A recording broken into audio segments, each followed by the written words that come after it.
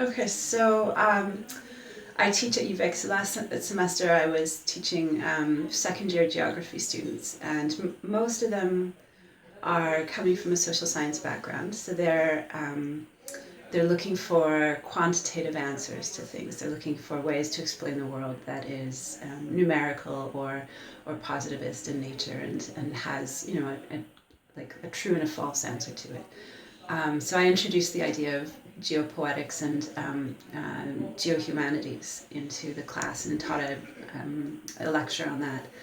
And part of that is how art and specifically poetry can contribute to our understandings of place and home and belonging and dwelling and space in geography.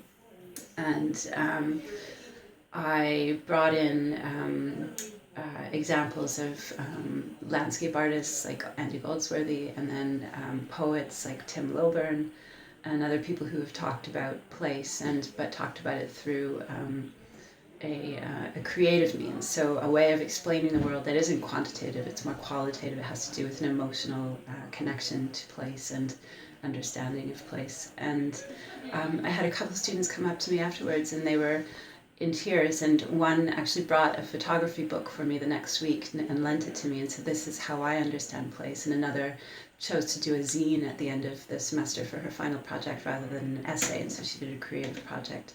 That's something that she probably wouldn't have done if I hadn't introduced that concept. And I think what it really made me realize is how many people are clamoring for that kind of connection to the natural world and to our understanding of place. And even if they don't quite realize it, they're that balance between the arts and the sciences is really, really important and a really kind of fundamentally deep way of understanding the world and touched people. And I loved that. I loved seeing that.